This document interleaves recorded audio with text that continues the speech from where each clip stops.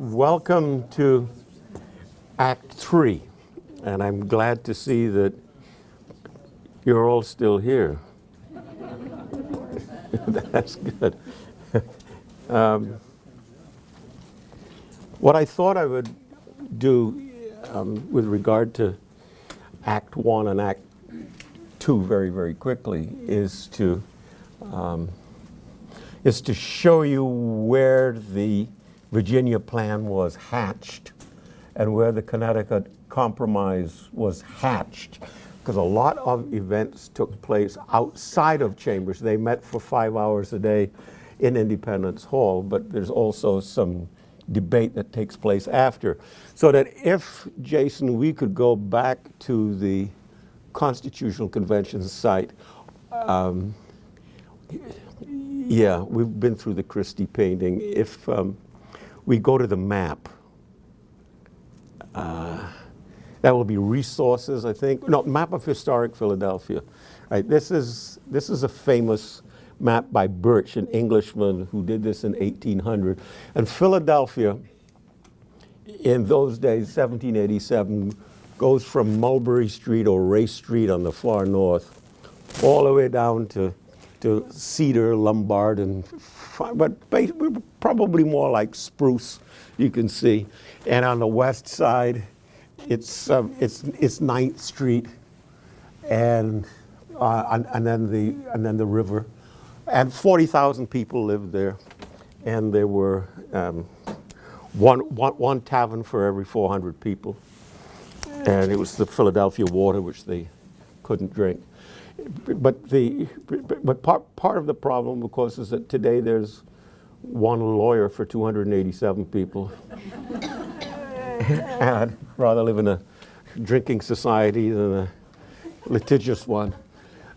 But this map, if you use the legend on the right-hand side and you want to say, well, the City Tavern, what will happen is the City Tavern will light up, and there it is, the City Tavern, and you can click on it, and it'll show. City Tavern is very well preserved, by the way.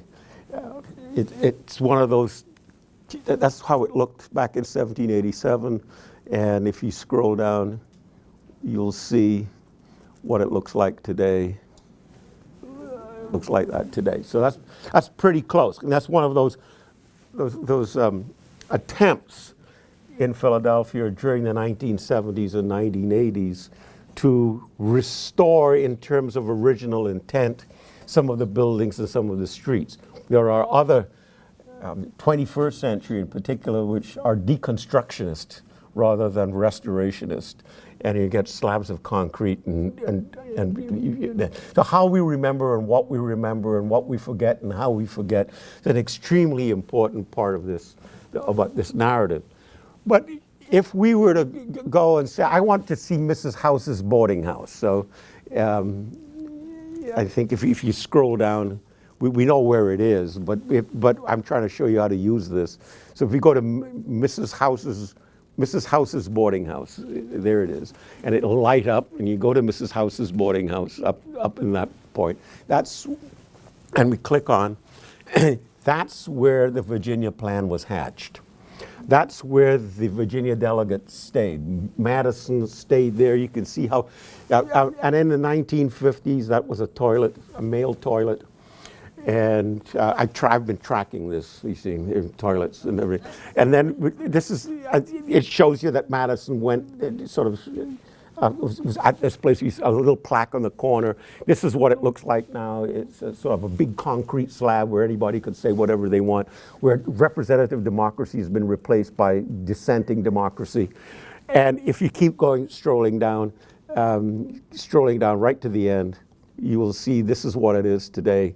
It's a stop on the one last one, I think. There's one last one. Yes, right. Welcome to the SEPTA Public Transit, elevated to Market, Frankfurt line, trains to Frankfurt and Penn's Landing.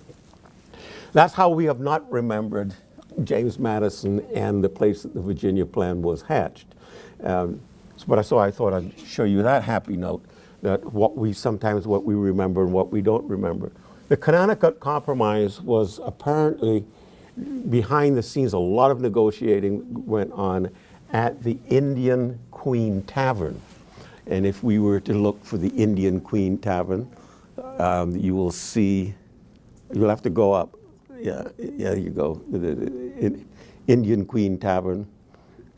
And you'll see it there. And it's not far away. And a number of the delegates stayed there. If it comes up, Gorham, Strong, Mason, Pierce, and Bassett all stayed at the Indian Queen Tavern. Those taverns in those days did multiple functions. And have we preserved that? No, I'll show you what it is. If you scroll down in contemporary Philadelphia, that's what it looks like. If you do a close-up of it, you can see it's a Fox TV studio. And so there's a couple of things that from Act 1 and Act 2 which we haven't remembered, but some we have remembered, like the cobblestone streets around Dock Street. We have remembered. Market Street has been fairly well remembered. So we could spend a scene of Gouverneur Morris's accident, which is has to be one of Jason's favorites. If you click on that, you can see. I have gone to there. He's got his right peg leg cut off. He was in a carriage, and hey, this is fit for the young. They know more about these things than I do. That he was in a carriage with a married woman, and the irate husband followed, and Morris jumped out, and the carriage went over his leg, and the answer was, "Your leg must come off." And John Jay wrote him and said, "I think something else should come off." And Morris responded, "Yes, I'll take my other leg off. You make it sound so good." But that's the spot in Philadelphia where it all happened. Unfortunately, there is no plaque, but the cobblestone streets are there. But we could tell all kinds of stories with regard to the map of Philadelphia. And I've recently, if you scroll down from that map, you can see there's a, no, I want to scroll, I want to go below this map. So yeah, scroll on the outside, I think. Oh, yeah, there you go. And this one here, if you just expand it by clicking on, yeah, there you go. You can see that this is Market Street there. And number 2 is Independence Hall, where the delegates met. The tallest building is Christ Church there, and there are a number of churches around in Philadelphia. And that really surprised me, from 1776 to 1800, the number of churches. And it includes 2 Catholic churches that were built. The first church in the British Empire where Catholics could worship openly, was there. So you get the Irish immigrants coming, and then a lot of Lutheran churches there from German immigrants coming. So that Philadelphia is not just the sort of the Quaker city, but it is a city where 40,000 people, and 10%, 15% of the population are free blacks, and working on the dockyards and domestically, so these are the docks. So I thought I'd take just 5 minutes to show you what else is on the website. Our challenge today is to do the 4-act drama, but I thought I would just show you some spots where the 4-act drama is actually taking place. It's taking place in Independence Hall. It's also taking place in the taverns nearby. All right, let's go back to the boring text. But if you want to, since this show is really yours, if you want to return to some visual presentations and what's on the website for you to be able to use, all you have to do is to let me know, and I will go in the direction you want to go. But to go back to the announced program, we are now about to enter Act 3, and these 5 people, one from Massachusetts, one from Pennsylvania, one from Virginia, one from Connecticut, and then A.N. Other, who happens to be Rutledge from South Carolina, come up with a draft of the Constitution. And August the 6th, they present the 23 articles. And what I want us to do is to take a look at Madison's notes. Now, Madison's coverage of the debates didn't become known as notes until after World War II. There's a quibble about that, and I'm involved with that quibble. But you don't have to get as mad as me, and it is idiotic about it. But these kinds of things matter to me. So if we were to take a look at number 7 of this draft, you will see here that the powers of Congress are listed. And this is fascinating because the Articles of Confederation list explicitly what Congress can do without having a Bill of Rights. But you don't need a Bill of Rights because the powers of Congress are expressly stated. What a Bill of Rights does is to say what Congress can't do. But if it's expressly stated what Congress can do, it's already implied. That it's already there. You don't need a Bill of Rights. The Virginia Plan says that Congress can do whatever the states are incompetent, regard whatever the states are incompetent, which almost calls for a Bill of Rights sometime down the line. But what the Committee on Detail, as it's called, on August 6th, says, for the first time suggests some kind of middle ground between the Articles of Confederation, which explicitly lists everything, and if it ain't there, you can't do it, and the Virginia Plan, which doesn't list anything, which means you can do it, unless somehow we make a fuss about it. So here, for the first time, is presented to the delegates present a listing of powers. And you can see the legislature shall have power to lay and collect taxes. That's first. And why is that? Because they were pretty much all in agreement that Congress should have more than the power of requisition in order to be able to fund its operation, to lay and collect taxes, duties, imports, and excises, to regulate commerce with foreign nations and among the several states, the famous interstate and international commerce clause. Those are two things. Why do they come right away? And the answer is they come right away because everyone can agree on that, both sides. Now it starts to get interesting because, for example, Sherman would have said, give them those two powers and let's go home, right?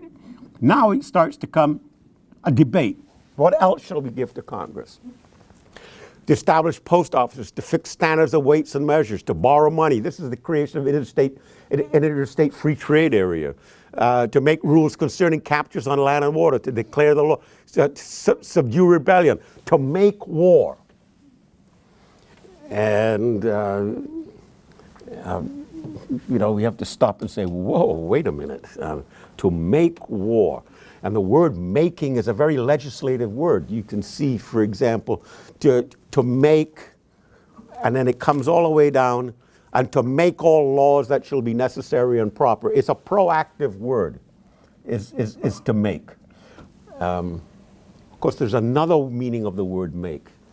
If I knew you were coming out of made a cake, or baked a cake, or make a cake, that is somehow to follow the directions to make, which is not exactly proactive. It's just following a recipe. But this way, it's a legislator to make laws. It's a law-making branch to make war. Okay, but notice the famous necessary and proper clauses here.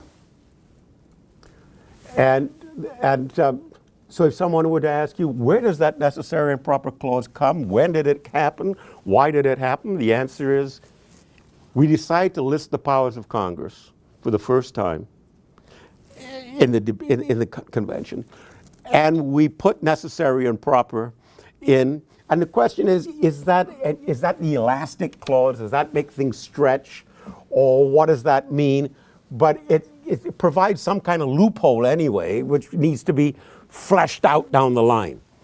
Notice the general welfare and common defense clauses aren't there.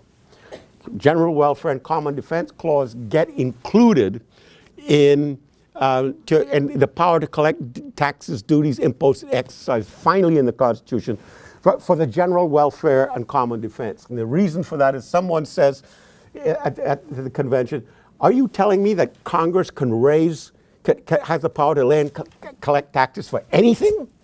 And I said, no, what we mean is just for the general welfare and common defense. So general welfare and common defense were inserted as a restraint on what Congress can do. Language is funny. Common defense and general welfare now are used as somehow a vehicle by means of which Congress can do anything. The welfare state, international police officer of the world, anything, because it's in the name of the general welfare and common defense. Well, the point I wanted to make is that, first of all, we now start listing the powers of Congress, which is very important. But once we start listing, how much can we imply? Under the Articles, you can't imply a thing. It has to be expressly granted. Under the Virginia Plan, you don't have to imply. Congress can do whatever it wants to do. Now we get into implication and interpretation. What is necessary? What is proper? What is this? What is that? So as you're listing powers, what if you forget one and do you have it there already?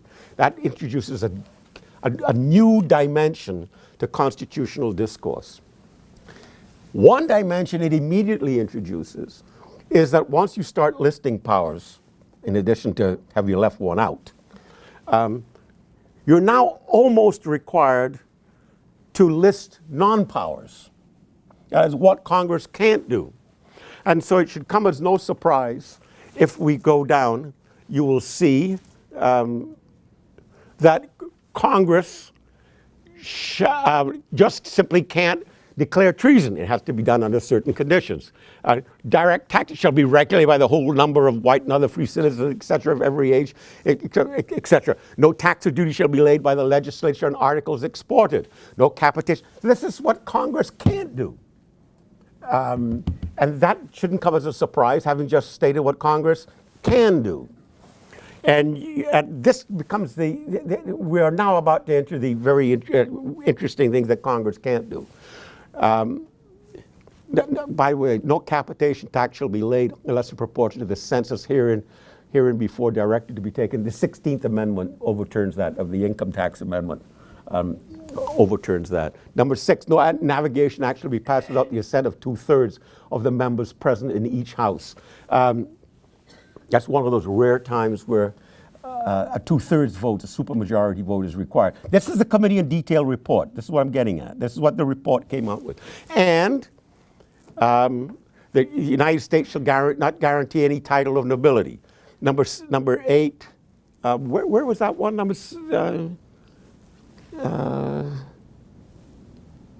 Where was that number dealing with this slavery, Jason? Wasn't it? Right there. Section 3 has the 3/5. No, I'm looking for what it can't do. We had this problem before. The Navigation Act, the Act shall be supreme law of the land, number 9. Number 9 is the migration of importation. Where is that? Number 9? Number 9. No, that's in the final Constitution. Yeah, let's see. Keep going down. No, we're beyond it. I thought it was number 7. Number 7 and number 8. Roman numeral 7. Roman numeral 7. All right, so 7, that's all right. So where's 8? 8. No, lost it. But what it does say is the following: that Congress shall not control the slave trade ever. That is a slaveholder's document.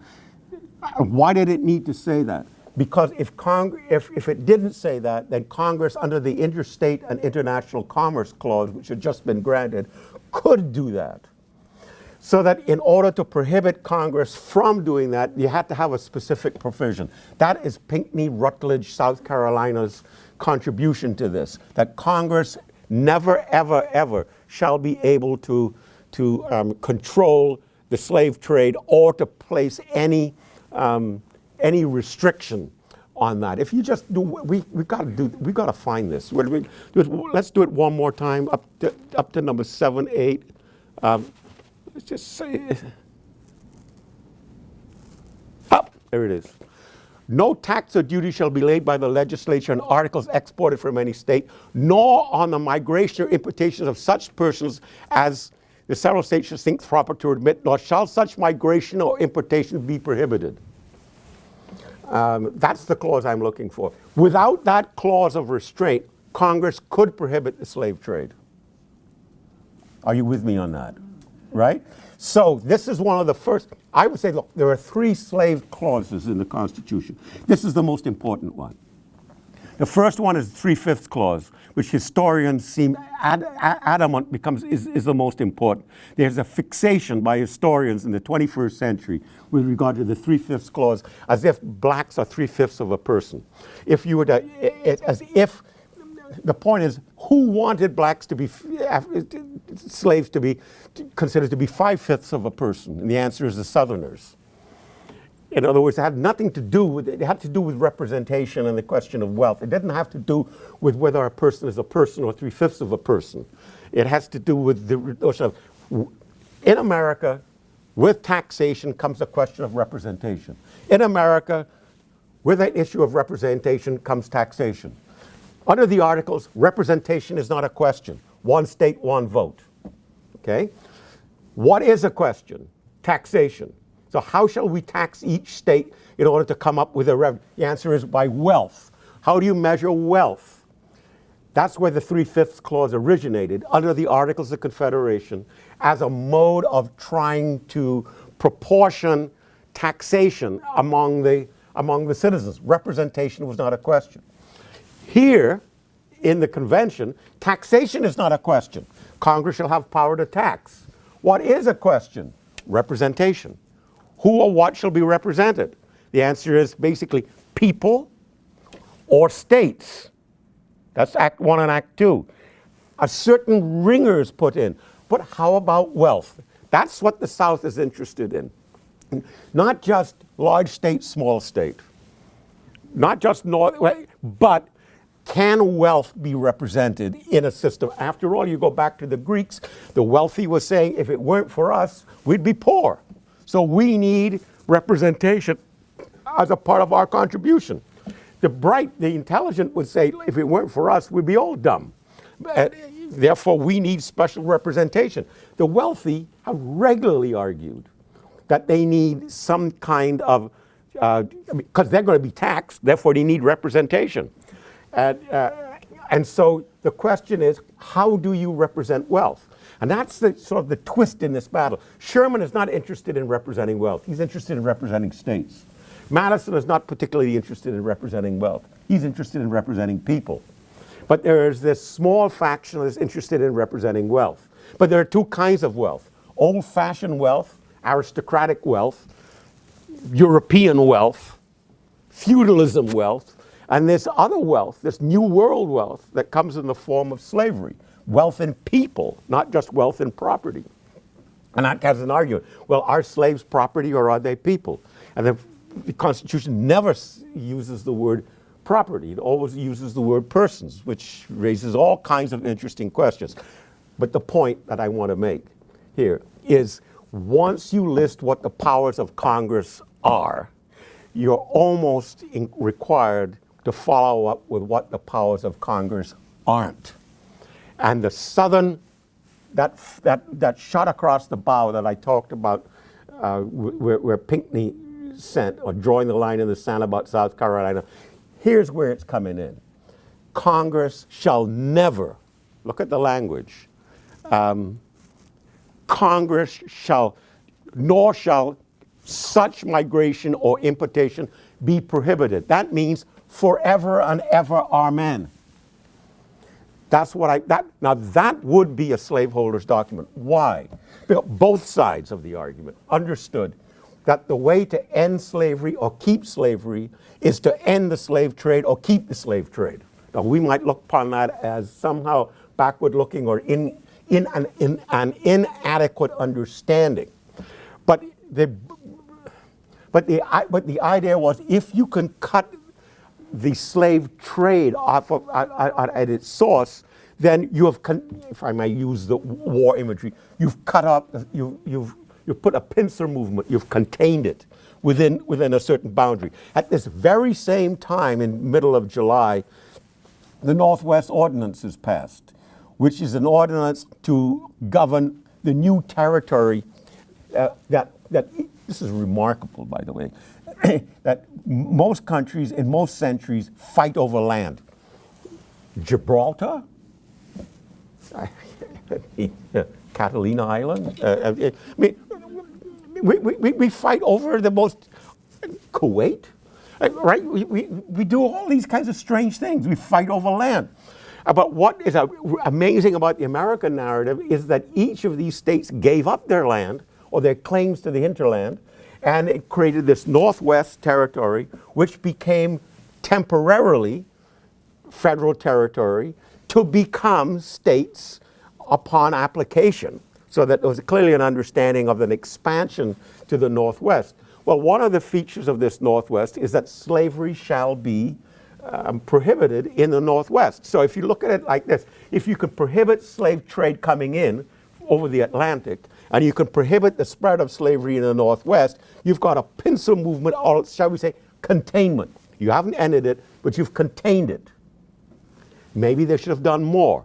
But to say that they did nothing and to perpetuate slavery, it seems to me is, not only is it anti-Lincolnian, it is inaccurate. And the interesting thing is Lincoln did not establish his case against slavery by blaming the framers. Garrison did, but Lincoln didn't. And he thought that something really seriously changed in the 1840s and 1850s, and I agree with him. Something seriously changed, and what changed was, instead of slavery being an embarrassment or a temporary affair while this generation, which was addicted, died off, it became a positive good in the 1840s, 1850s, where you start getting Calhoun and Fitzhugh writing that slavery is good for the slave.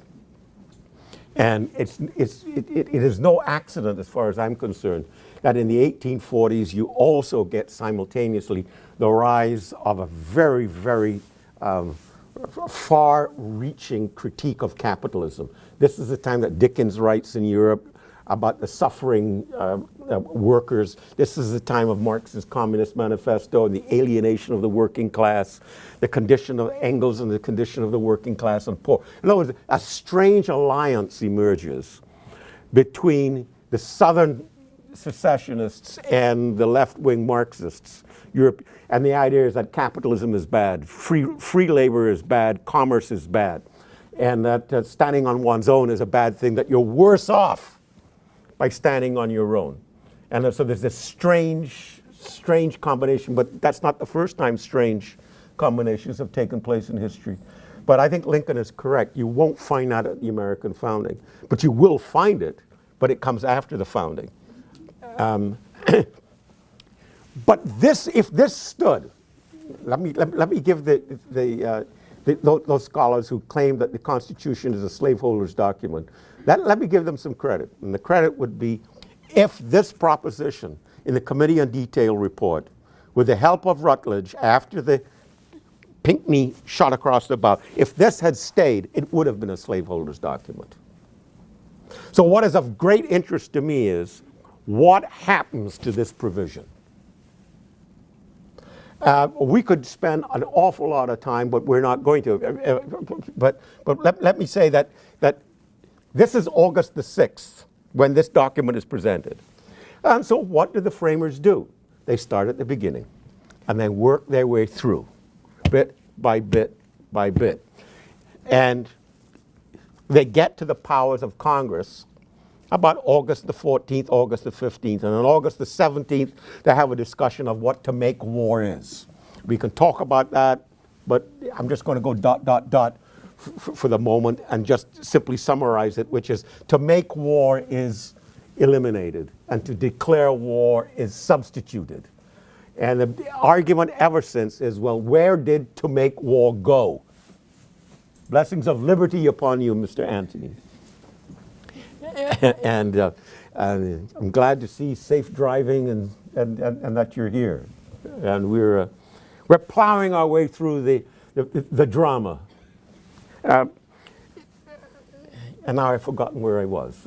Your presence is make war, right? So the debate was to make war is replaced by declare war. So where did make go? The answer by most scholars today is it went to the president.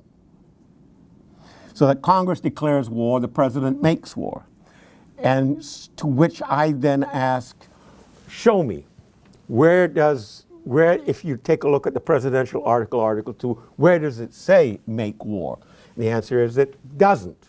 So therefore you have to imply. That is correct. I have no problem with implications. You can't write everything down and be clear. The answer is commander-in-chief. Well, but the biggest proponent, Alexander Hamilton, argued that commander-in-chief meant making war in the sense of directing war, not introducing war. And you might say, well, what did Alexander Hamilton have to say on the 17th when they debated this? The answer was, he wasn't there. Wouldn't it have been lovely had he been there? We could have settled a whole bunch of implications by doing that. The best that I can come up with is the argument, which Madison supported. To make war is a legislative act. But in a democratic constitutional republic, to make war implies being proactive. And the only just war is a war of defense. And a republic, to be named itself a republic, cannot be actively going out and seeking war. A just war is a war of self-defense. So make was dropped and declare put instead as a way of emphasizing that understanding of a just war. Where did make go? Well, make capital M disappeared. Make small m, namely I can direct war, went to the president. Well, what happens if there's sudden invasions? That's just war. That is, if you are invaded and you can't get Congress together. So that is something that is very, very interesting that has changed over the years in constitutional debates. And one of the arguments is that if you take a look at the Constitution, Article 1 seems to say the legislative powers herein vested in the legislature, such and such, whereas if in the executive it says all executive powers is vested, so that somehow the legislative power is restrained, but the executive power is not restrained. Well, the reason why the word herein granted is in the legislative branch, because the powers which are not here belong to the states. You don't need to say that with the executive, because there's no such thing as the powers not granted belong to the governors. So, I mean, that's a twist. But there's some very interesting arguments over this. And to me, it really doesn't matter whether it's a Democrat or a Republican. And it seems to shift the ground, whether your person in power is a Democrat or Republican, as to what you land up with. But I'm a Democratic Republican. I try to be an American, a constitutionalist, and it seems to me that in a democratic republic, unless you're wanting to repel sudden invasion and you just can't get together to talk about it, you got to keep, even for prudential reasons, you need the support. But that's the kind of debate they had over virtually everything that the Committee on Detail came up with stood. There are two spots where the Committee on Detail was stopped and something significant changed. One is make war became declare war. That is significant. The question, of course, is what is its significance and what does it hold for us today? The other significant change was where it said that Congress shall never prohibit the migration or importation of such persons, which means African slaves, into the country.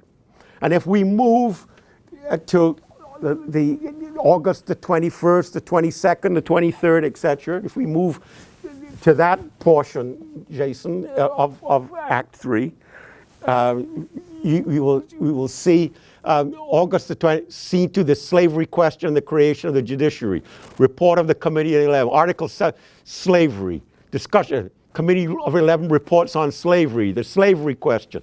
So all in that, they're talking about slavery, which means that if I were to choose one issue in Act 3, which receives the most attention in terms of, now wait a minute, are we sure we want to go down this route? It's the slavery question. And what is the argument? Much mischief can be done. Like blah, blah, blah, blah, blah. How can you have a slave society and a commercial society? How can that, how can you possibly have that? And so a committee is created, the Committee of 11 as it's called, and Madison gets selected. These selections of these committees is absolutely fascinating. In a minute, I'll just show you, we'll go to the committee chart, show about this. But Madison gets himself on this committee. And what happens is that the committee comes back and says, we propose changing Congress shall never prohibit the slave trade. The Congress shall not prohibit the slave trade until 1800. Now, what's big about 1800? The answer is that it's a new century. It's a new, to use Lincoln's phrase, it's a new birth of freedom. It's a new century. You might argue that you cannot do without slavery. You cannot do without your gas-guzzling car. You cannot do without such and such and such and such. But that should not imply the next generation. That we can start off with the next generation being free of the... So it should not be an inherited.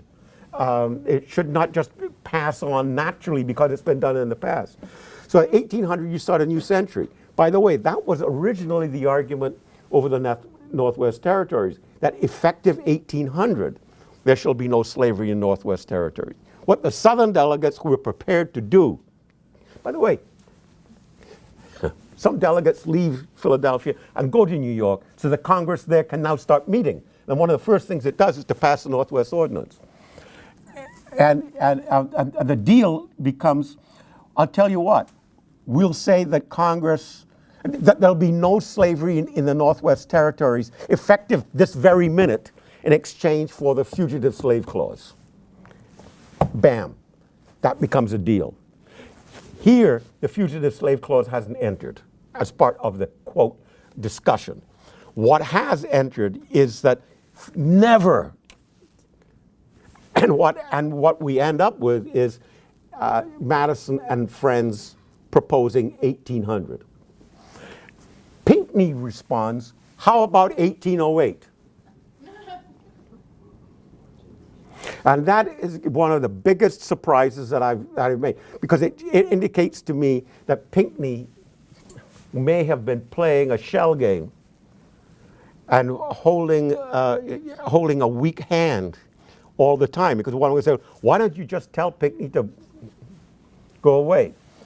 Why did... See, one of the interesting questions is, how come, not a racial minority, not a religion, how come a numerical minority in America regularly have some clout over the majority? I managed to somehow, oh, we have to be as one. We have to move together or not move at all.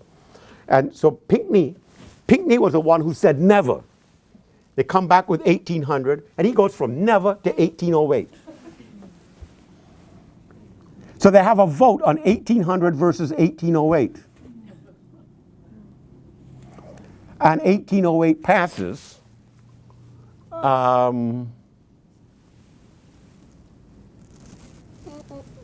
We'd have to go down past August 25th.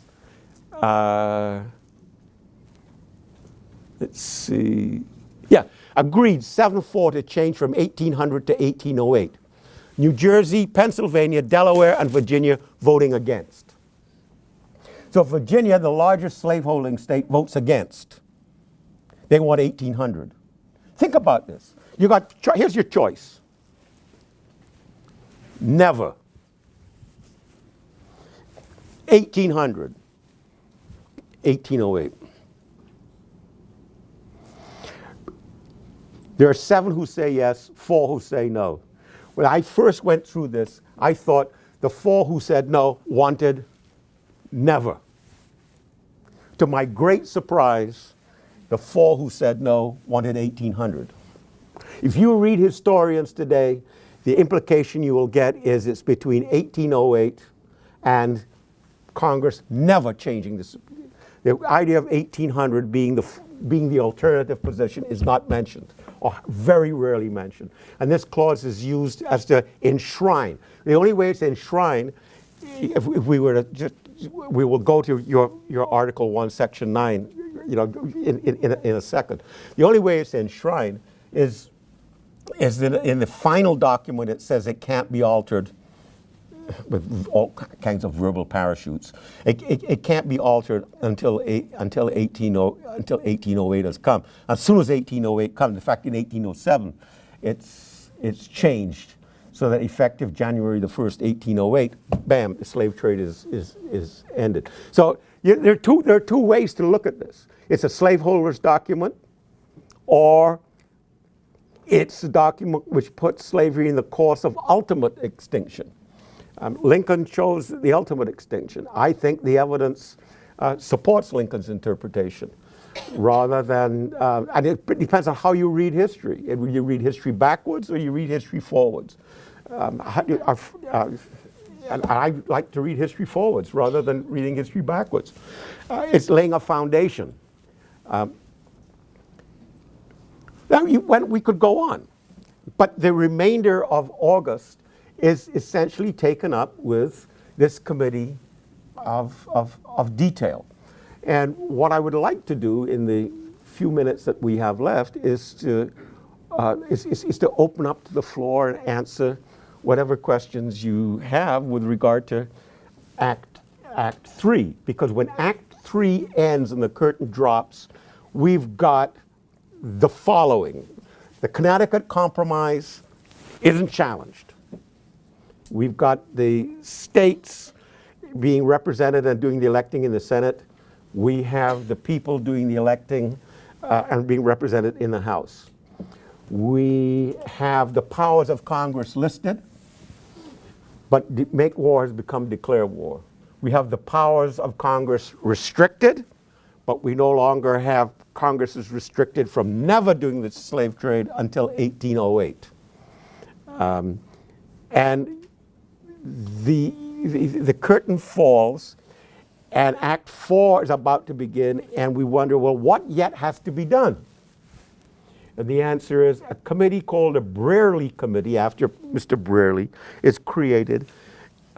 It has the less delicate title, Leftovers. So this committee deals with whatever's left over. And the most important thing about what is left over is the presidency. And then they send the final document that they've talked about, etc., to a committee on style, which is to put stylistic touches to this document, and not just when you have the final word, you can change the language, etc. And that occurs in Act 4, which we will get to momentarily. But let's spend the remainder of our time talking about the textual content of Act 3 or anything visual with regard to the paintings or the tables. Oh, I don't know what I wanted to do before. Could we just show the table a moment, please? That the committee assignments. This really is for public policy wonks who really want to get into detail. If we look at committee assignment chart, what I've done here is to show you. Keep going. There you go. You're going great. Act 3 and 4. Yep. That's just words. Yeah. What it happens is the number of committees go from A to L. Here are all the people, and here are the committees they're on.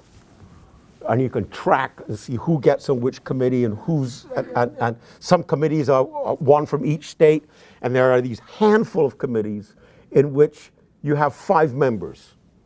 And who are those 5 members? Because they have a very special position on it. And I've told you that the Committee on Detail had 5 people, and who those 5 people were. And we will see who gets on the Committee on Style. But you can track people through this. Yes? On the three-fifths issue, concept, if we think of that as a metric for measuring wealth and not representation, if I follow that correctly, why would they only include the one type of property of slaves? Why wouldn't how much land one owns, or how many head of cattle be included if we're as components of wealth? Why just one component? Well, that's a very good question.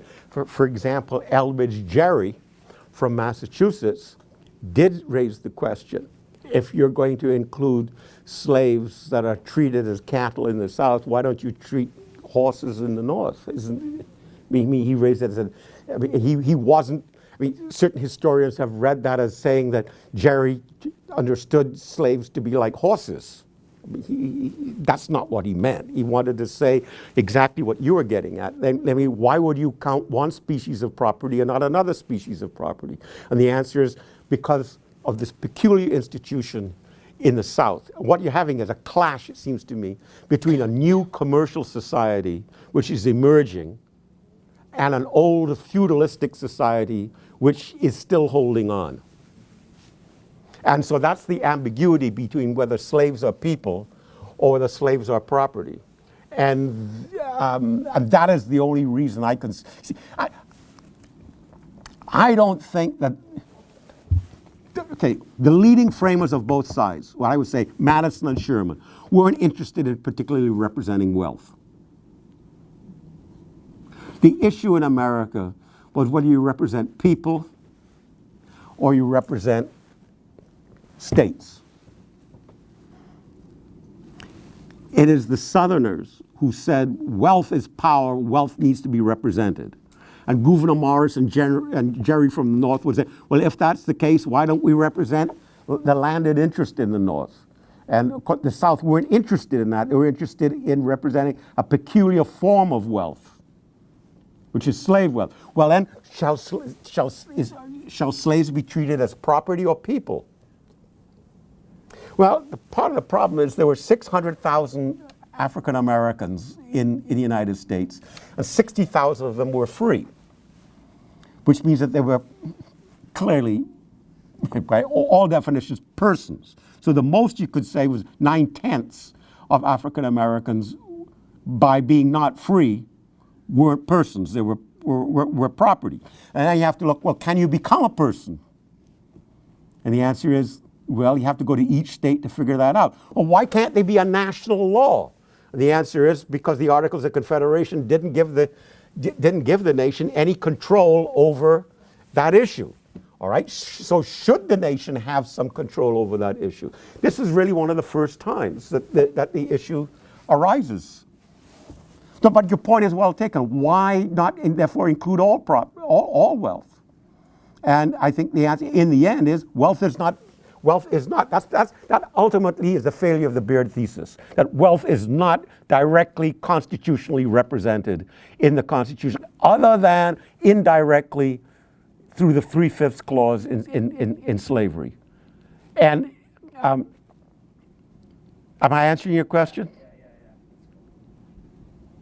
This is a very complicated issue in terms of back and forth. I mean, originally the 3/5ths Clause was introduced as all you have to do is look at June the 11th to see the dynamics. When Sherman says, it seems like we're going in favor of representing the people in both branches. How about representing the states, for goodness sake, in one branch? What happens? Butler, South Carolina. Oh, I thought wealth should be represented. Well, what do you do with that?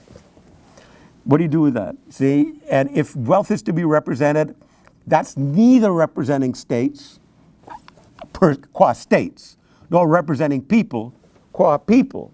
It's putting a twist in the argument. And so the 3/5ths Clause comes as a way of dealing with that twist. And if you're Madison, in fact, one of Madison's solutions is, why don't we, all right, if you want to, only count free people. I mean, free, in a sense, only free people should be counted because only free people can vote. And free people have the opportunity to participate. I mean, that's what, if you go back in the history of slavery, slaves didn't participate. That's why they were slaves. So they didn't participate. So Madison's solution for this is, why don't we just have free people being represented in the House, and then in the Senate, represent slaves as if they were free. That is, include 5/5 in the Senate. So therefore, when slavery ends, you don't have a problem with the 3/5 Clause anymore. And it has absolutely fascinated me how historians, and I won't mention names because this is on tape at the moment, and I don't really want to engage in a discussion or name names when they're not here to defend themselves, etc. I always think if you're going to do something like that, you should name them and presume that they're in the room, they can answer you. So I'll just say there are historians who would argue that the 3/5 Clause put America on the road to perpetual slavery, and it took a civil war to end it. I would say far more important, because you can amend the 3/5 Clause. What is really important is if you take a look at Article 5, which is the Amendment Clause, what's not capable of being amended. That tells you what is absolutely critical. There are two features of Article 5 in the Constitution that cannot be amended. One, the slave trade, 1808, but after that it can be, right? But not until 1808. And the other one, from Sherman, who says no state can be deprived of its equal representation in the Senate without its own consent, ever. So those are two features, not the 3/5 Clause. That could be changed like that.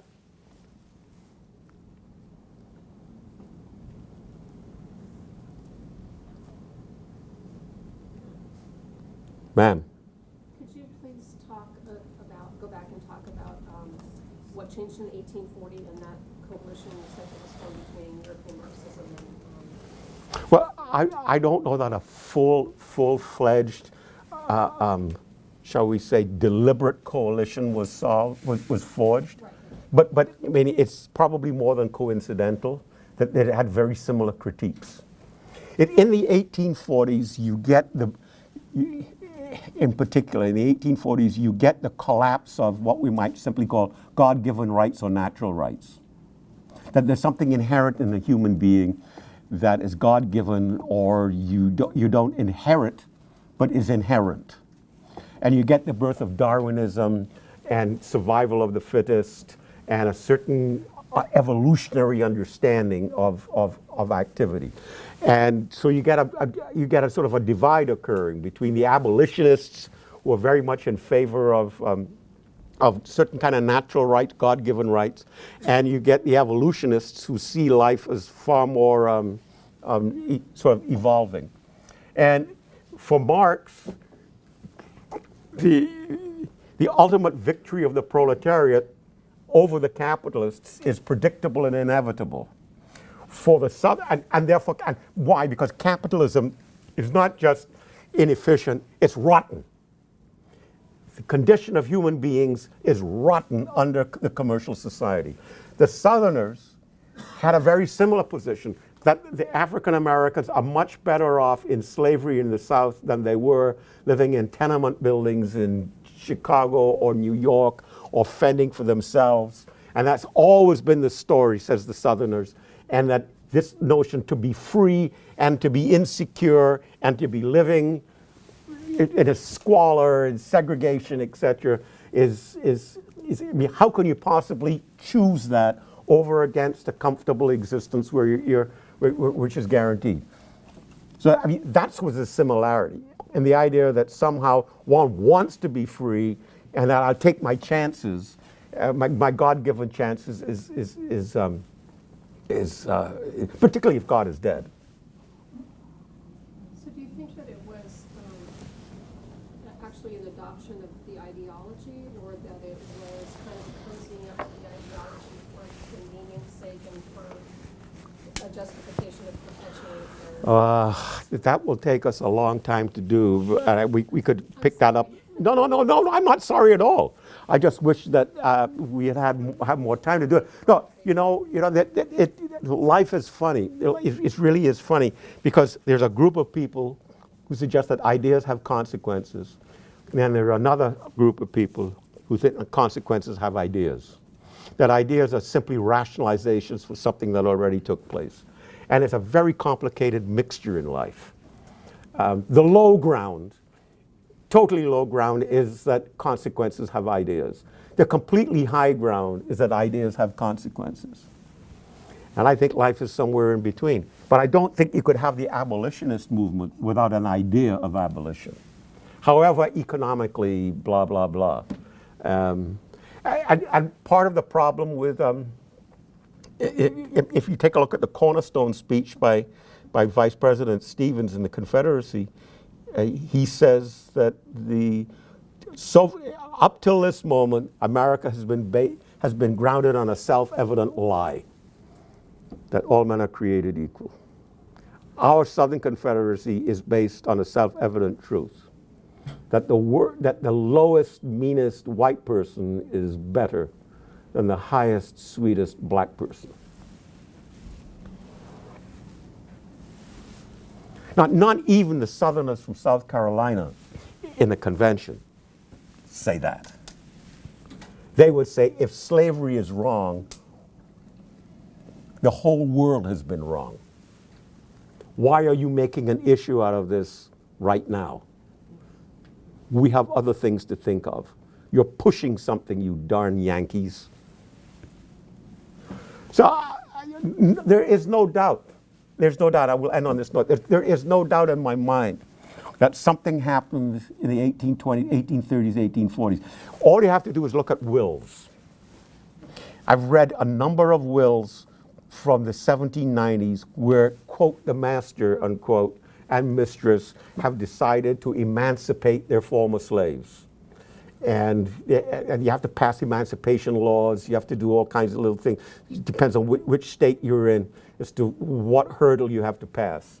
But as long as this is difficult, the slave can read and write, such and such, and have a plot of land to be able to grow food on and not become a ward of the state, then emancipation will go through if that's what you wish.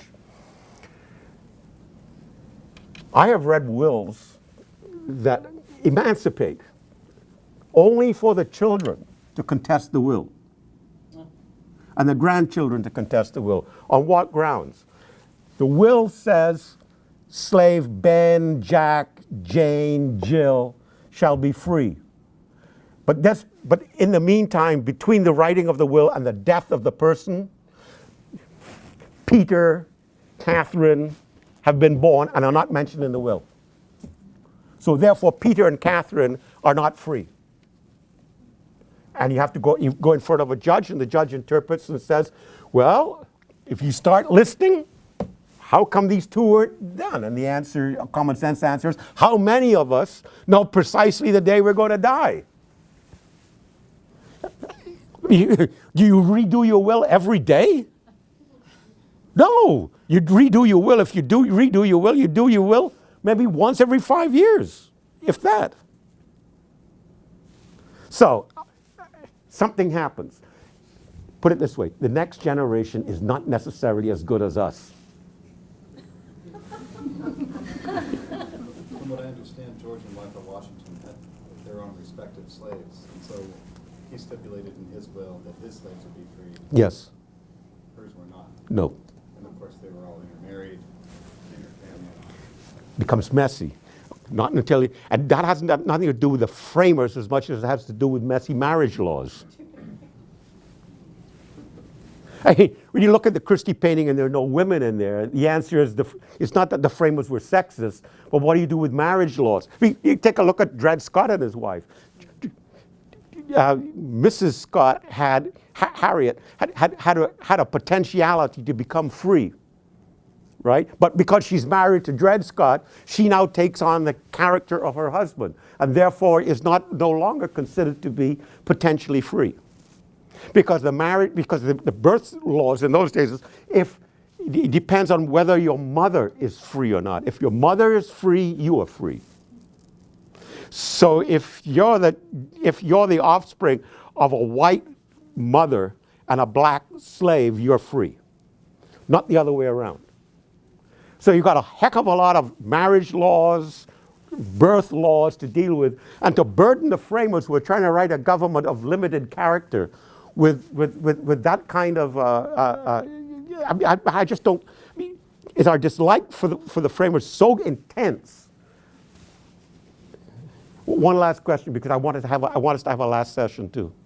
This requires a lot of speculation, but if the Constitution does not come about and the country remains under the Articles, what happens to slavery over time?